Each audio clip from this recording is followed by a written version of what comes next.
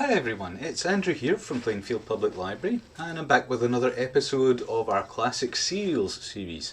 Today we'll see episode 11 of Treasure Island by Robert Louis Stevenson. We've been working on these over the last couple of years, reading several different books, and if you head on over to our Facebook Live pages you can see the back editions of that. However, if you just want to look at the ones from this particular book, the other 10 episodes up to now, you can just head back to the playlist for Robert Louis Stevenson's Treasure Island on our channel. Let's get on with it again today, and we'll go into, chapter 29, The Black Spot again. Let's bring ourselves up to date a little bit with the plot as well before we begin. As we know, everybody's on Treasure Island now, of course, and the pirates are in one place and the honest people are in another. Jim had gone to try and get the Hispaniola back on the side of the honest folks, and had cut it loose and had sailed on round the island and had various different adventures. And he's made his way back to the stockade, thinking that his friends are there, but he finds out, in fact, that the pirates are there. But all is not as it seems, because Long John Silver has seen the Hispaniola apparently sail off, and he reckons that without the ship, the pirates are lost. So he's quite game to help Jim Hakins. But we'll see what happens, because the rest of the pirates are not particularly happy about his way of seeing things, and they've gone off to have their pirates' council and make decisions about what things should happen next. And the next chapter, of course, has the ominous name, The Black Spot again. So let's pick things up there and see what happens to Jim Hakins and Long John Silver as well, as we continue on with the story of Treasure Island, chapter 29, The Black Spot again. The council of buccaneers had lasted some time, when one of them re-entered the house, and with a repetition of the same salute, which had in my eyes an ironical air, begged for a moment's loan of the torch. Silver briefly agreed, and this emissary retired again, leaving us together in the dark. "There's a breeze coming, Jim," said Silver, who'd by this time adopted quite a friendly and familiar tone. I turned to the loophole nearest me and looked out. The embers of the great fire had so far burned themselves out, and now glowed so low and duskily, that I understood why these conspirators desired a torch. About halfway down the slope to the stockade they were collected in a group. One held the light, another was on his knees in their midst, and I saw the blade of an open knife shine in his hand with varying colours in the moon and torchlight. The rest were all somewhat stooping, as though watching the manoeuvres of this last. I could just make out that he had a book, as well as a knife in his hand, and was just still wondering how anything so incongruous had come into their possession, when the kneeling figure rose once more to his feet, and the whole party began to move together towards the house.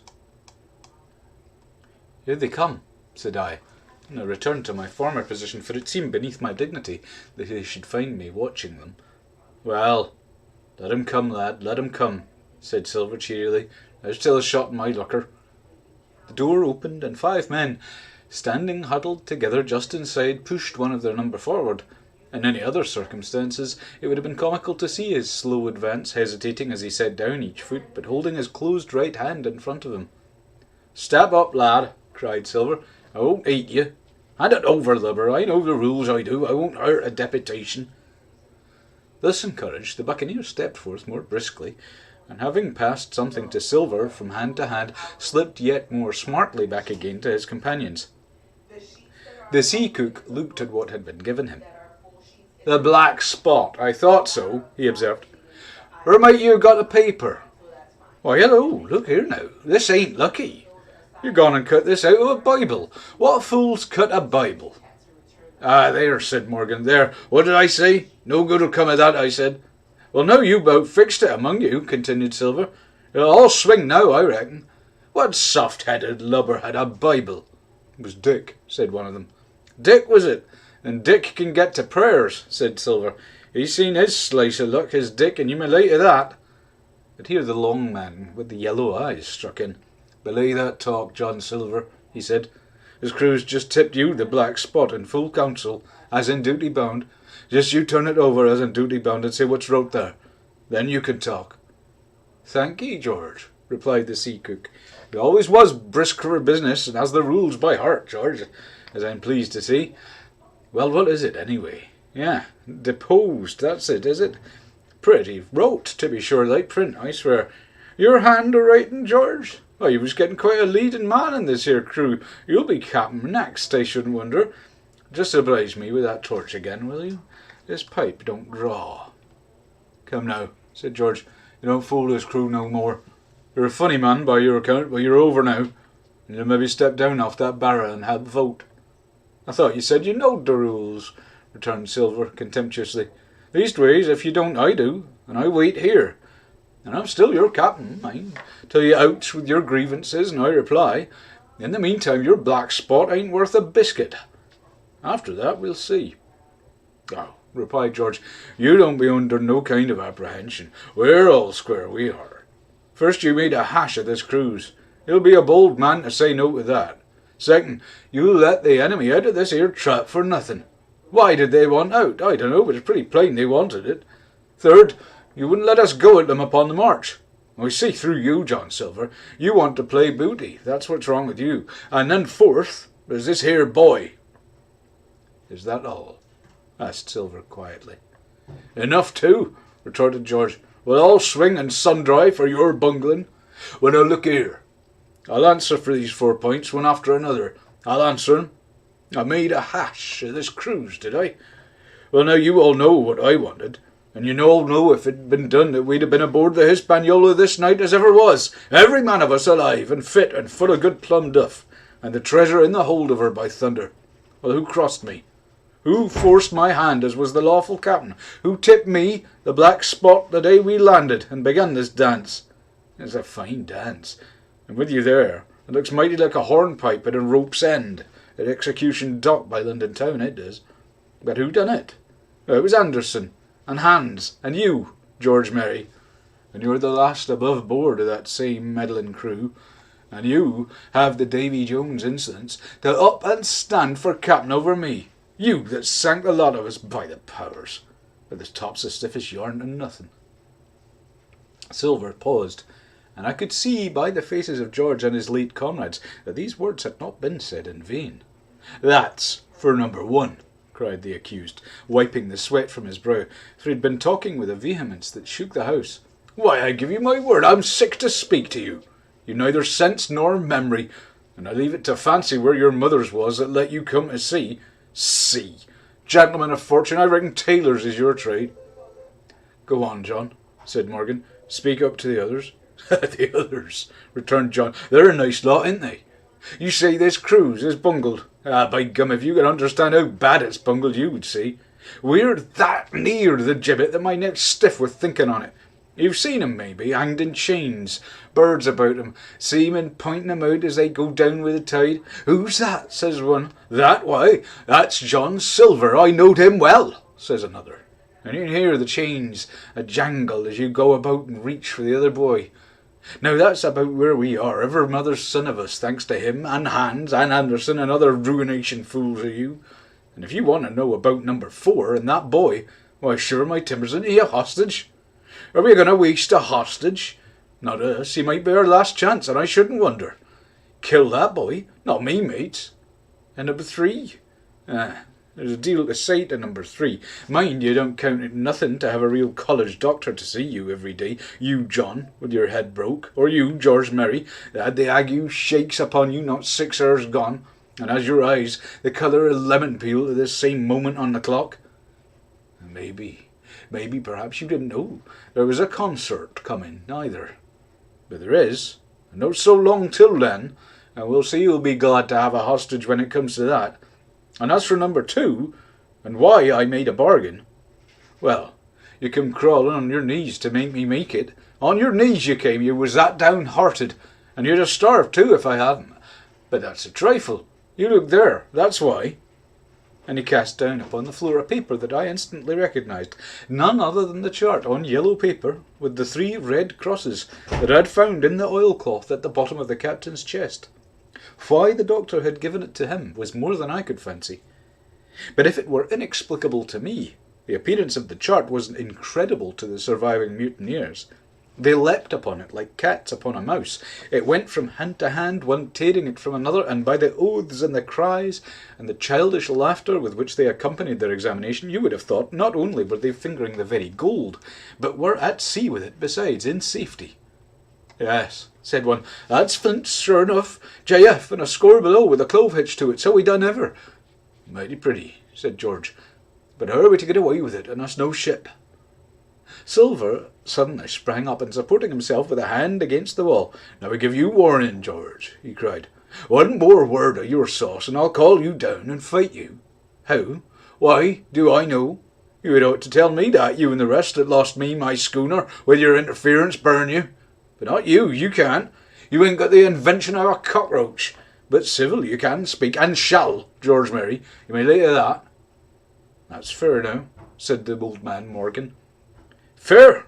I reckon so," said the sea cook. "You lost the ship. I found the treasure. Who's the better man at that? And now I resign, by thunder. Elect whom you please to be your captain now. I'm done with it." "Silver!" they cried. "Barbecue forever! Barbecue for captain!" "So that's the tune, is it?" cried the cook. "George, I reckon you'll have to wait another turn, friend. And lucky for you as I'm not a revengeful man. That was never my way. And now, shipmates, this black spot tain't much good now, is it? Dick's crossed his luck and spoiled his Bible, and that's about all." "It'll do to kiss the book on still, won't it?" growled Dick, who was evidently uneasy at the curse that he had brought upon himself. "A Bible with a bit cut out?" returned Silver derisively. "Not it. It don't buy no more'n a ballad book." "Don't it, though?" cried Dick with a sort of joy. "Well, I reckon that's worth having, too." "Here, Jim, here's a curiosity for you," said Silver, and he tossed me the paper. It was around about the size of a crown piece. One side was blank, for it had been the last leaf. The other contained a verse or two of Revelation, these words among the rest, which struck sharply home upon my mind: "Without are dogs and murderers." The printed side had been blackened with wood ash, which had already begun to come off and soil my fingers. On the blank side had been written with the same material the one word, "Deposed." I have that curiosity beside me at this moment, but not a trace of writing now remains beyond a single scratch, such as a man might make with his thumbnail. That was the end of the night's business. Soon after, with a drink all round, we lay down to sleep, and the outside of Silver's vengeance was to put George Merry up for sentinel and threaten him with death if he should prove unfaithful. It was long ere I could close an eye, and heaven knows I'd matter enough for thought in the man whom I'd slain that afternoon, in my own most perilous position, and above all in the remarkable game that I saw Silver now engaged upon, keeping the mutineers together with one hand, and grasping with the other after every means possible and impossible to make his peace and save his miserable life. He himself slept peacefully and snored aloud. Yet my heart was sore for him, wicked as he was, to think on the dark perils that environed and the shameful gibbet that awaited him. Chapter 30. On Parole. I was wakened.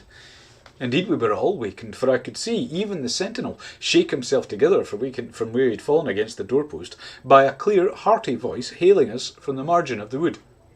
"Block hoist ahoy!" it cried. "Here's the doctor."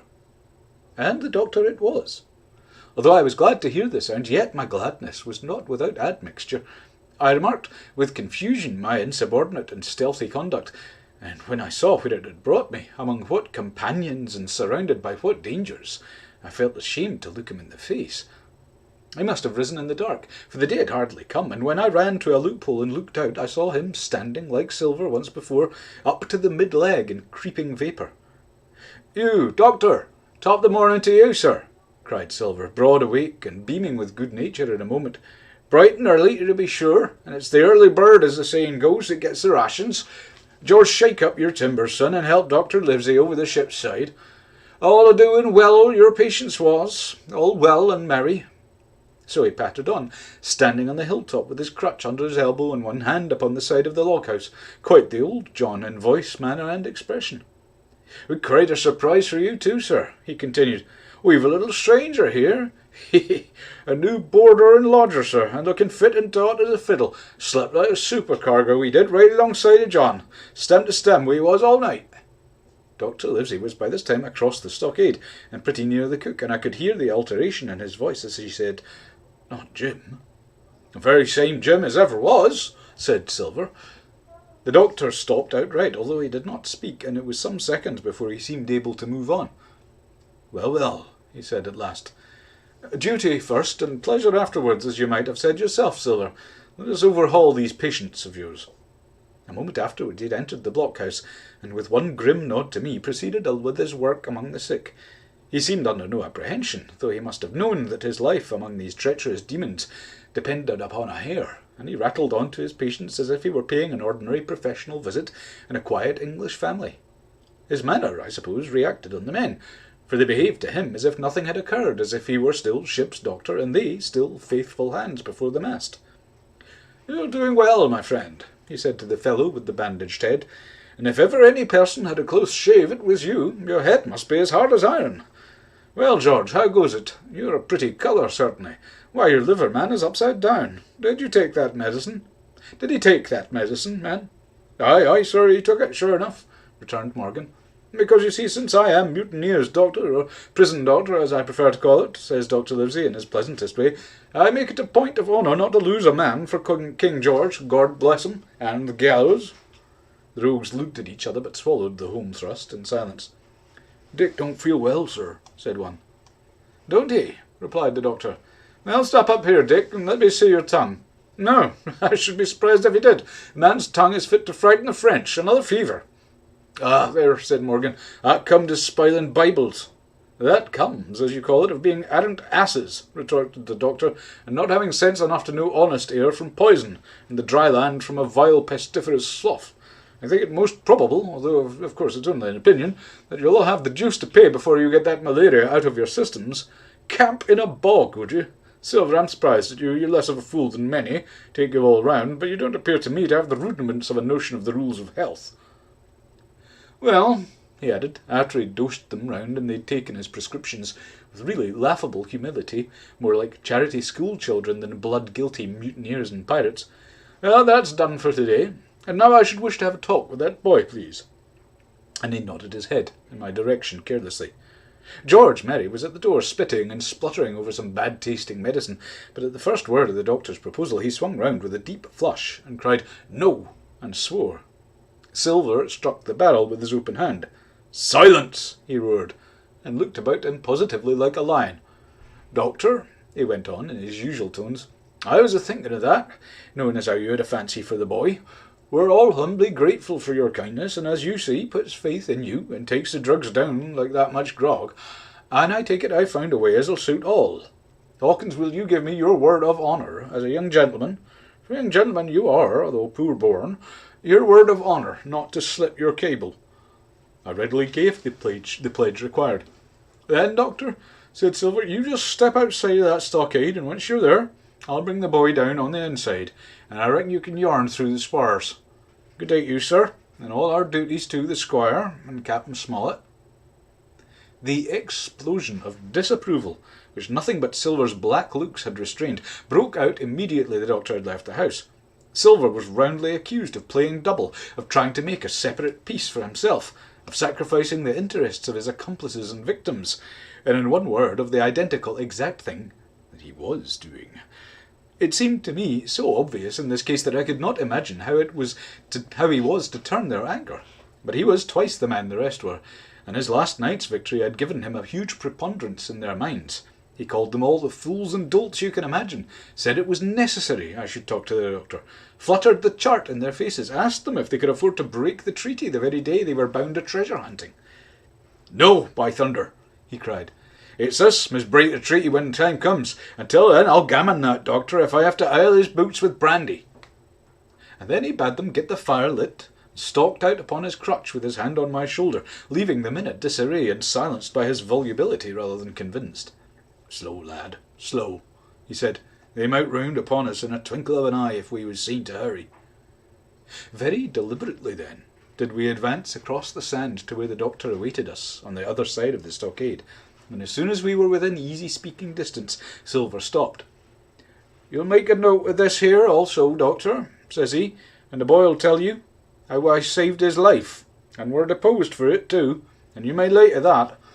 Doctor, when a man's steering as near the wind as me, playing chuck farthing with the last breath in his body, you wouldn't like it too much, mayhap, to give him one good word. You'll please bear in mind that it's not my life only now, it's that boy's into the bargain, and you'll speak me fair, Doctor, and give me a bit of hope to go on, for the sake of mercy." Silver was a changed man once he was out there and had his back to his friends and the blockhouse. His cheeks seemed to have fallen in, his voice trembled. Never was a soul more dead in earnest. "Why, John, you're not afraid?" asked Dr. Livesey. "Doctor, I'm no coward, but no, not I, not so much." And he snapped his fingers. "If I was, I wouldn't say it. But although not friendly, I've the shakes upon me for the gallows.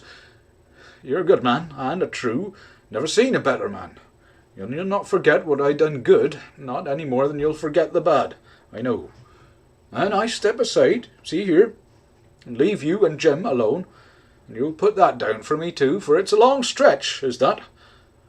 So saying, he stepped back a little way till he was out of earshot, and there sat down upon a tree stump and began to whistle, spinning round now and again upon his seat so as to command a sight, sometimes of me and the doctor, and sometimes of his unruly ruffians as they went to and fro in the sand between the fire, which they were busy rekindling, and the house from which they brought forth pork and bread to make the breakfast.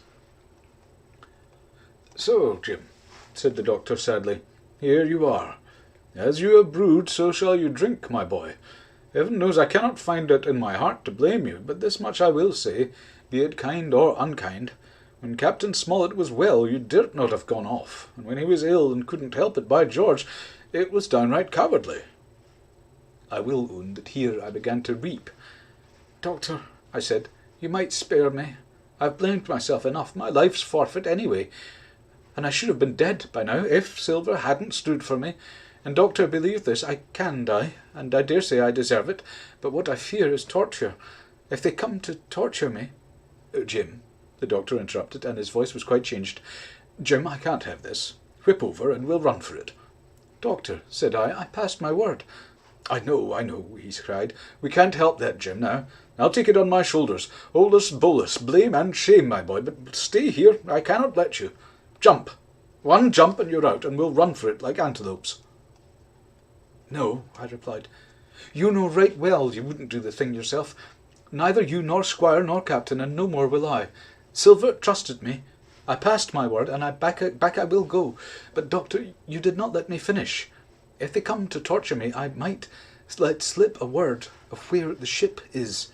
For I got the ship, part by luck and part by risking, and she lies in North Inlet, on the southern beach, and just below high water. I'd have tried. She must be high and dry." "The ship!" exclaimed the doctor. Rapidly I described to him my adventures, and he heard me out in silence. "There is a kind of fate in this," he observed when I had done. "Every step it's you that saves our lives, and do you suppose by any chance that we are going to let you lose yours? That would be a poor return, my boy. You found out the plot. You found Ben Gunn, the best deed that ever you did or will do, though you live to 90. By Jupiter, and talking of Ben Gunn, why, this is the mischief in person. Silver," he cried, "Silver, I'll give you a piece of advice," he continued as the cook drew near again. "Don't you be in any great hurry after that treasure." "Why, sir, I do my possible, which that ain't," said Silver. "I can only, asking your pardon, save my life and the boys by seeking for that treasure, and you may lay to that." "Well, Silver," replied the doctor, if that is so, I'll go back. If that is so, I'll go one step further. Look out for squalls when you find it." "Sir," said Silver, "as between man and man, that's too much and too little. What you're after? Why, you left the blockhouse. Why, you give me that there chart, I don't know. Now do I? And yet I done your bidding with my eyes shut and never a word of hope. But no, this here's too much. If you won't tell me what you mean plain out, just say so and I'll leave the helm." "No," said the doctor musingly, "I have no right to say more. It's not my secret, you see, Silver. Or I give you my word I'll tell it to you. But I'll go as far with you as I dare go, and a step beyond. for I'll have my wig sorted by the captain or I'm mistaken. And first I'll give you a bit of hope, Silver. If we both get alive out of this wolf trap, I'll do my best to save you, short of perjury." Silver's face was radiant. "You couldn't say more, I'm sure, sir. Now if you was my mother," he cried. "Well, that's my first concession," added the doctor. "My second is a piece of advice. Keep the boy close beside you, and when you need help, halloo, I'm off to seek it for you, and that itself will show you I speak at random. Goodbye, Jim." And Dr. Livesey shook hands with me through the stockade, nodded to Silver, and set off at a brisk pace into the wood. Well, that's the end of that chapter. The next chapter, which we'll take up next week on Monday, will be chapter 31, The Treasure Hunt, Flint's Pointer. We're not going to start that today, for we've just about run out of time. So in the meantime, thank you for joining me this afternoon, and I wish you all a very good weekend. Hope to see you again on Monday at 2 o'clock for more from Treasure Island. Thanks again, and goodbye for now. Bye-bye.